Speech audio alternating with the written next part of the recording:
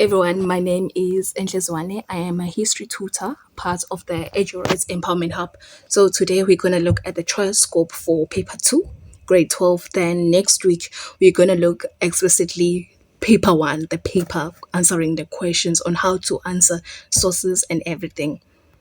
So for today, we're looking paper two. Paper two, out of 150, 3 hours, learners must answer 3 questions. And also learners, they are not supposed to answer sources and essays from the same topic. So for the source bases, today we're going to look at the TRC, and the essays, we're going to look at the Road to Democracy and Black Consciousness movements. So for any sources, the sources learners, you need to know the definitions. The definitions such as amnesty, reparation, conciliation, restorative justice, redistributive justice, and gross economic rights violation. You need to understand the reason for ETRC. We all know that in ETRC, the main aim of TRC was reconciliation, restoration, and also give voices to the unvoiced so that they can be heard. The objectives of the TRC is the success and limitation of the TRC, criticisms of the TRC. So that's the only things you need to know. Learners should focus on. You can also go broad about the TRC.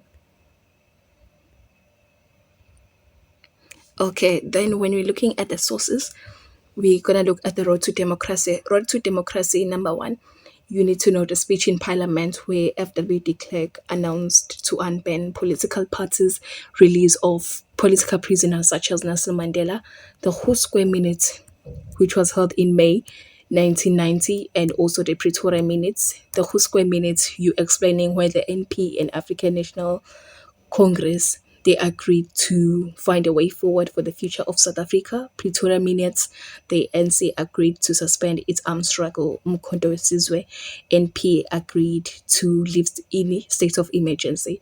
CODESA 1 and 2, you need to know all of these negotiations. These two were the first formal meetings, CODESA 1 and 2. CODESA 1, that is when 19 political parties they met in Captain Park to sign a declaration called Convention for a Democratic South Africa.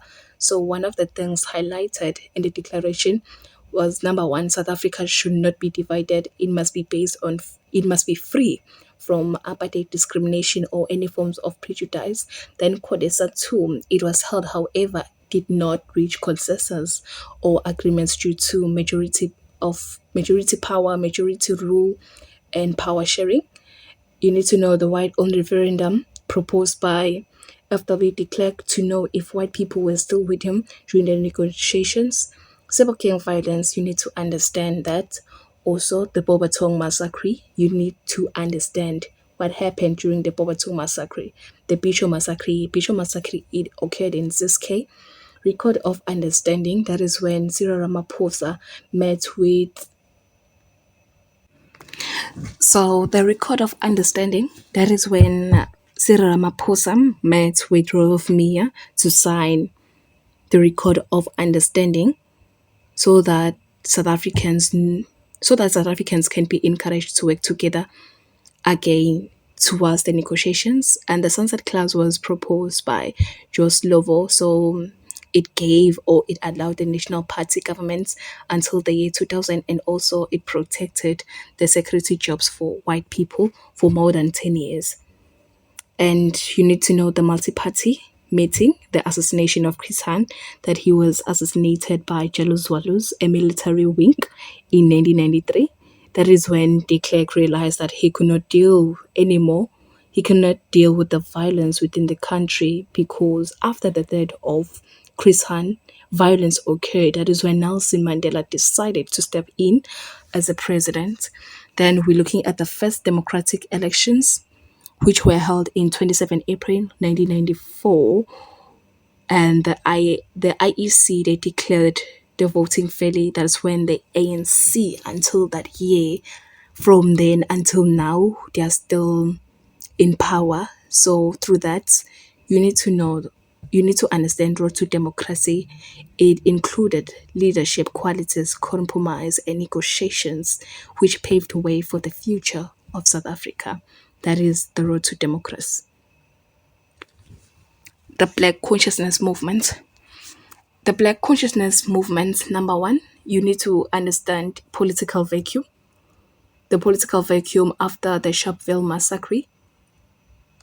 And number two, you need to know the Black consciousness. Black consciousness, it include Black pride, psychological liberation, meaning talking about their struggle, what they faced. For example, they lived in squatter camps, overcrowded places. You need to understand the philosophy of Black consciousness movements, mobilization from workers, which is the BAU, Black Allied Workers Union, the Black People's Conversion, BPC.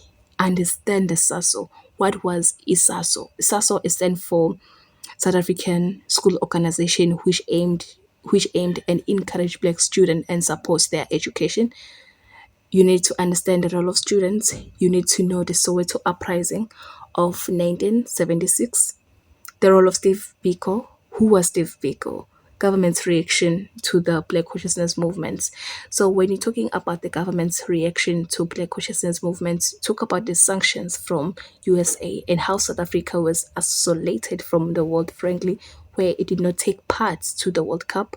Include companies like Coca-Cola closed their operation, which created unemployment. That is the government's reaction to the Black consciousness movements. Challenges faced by Black consciousness movements. The death of Steve Biko. He died in jail.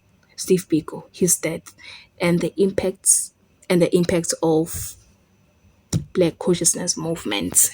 So that's all. Then next week we'll be focusing explicitly on the sources. I'll be doing a paper. Yes, I'll be looking on paper one. Yeah, I'll be just answering sources on how to answer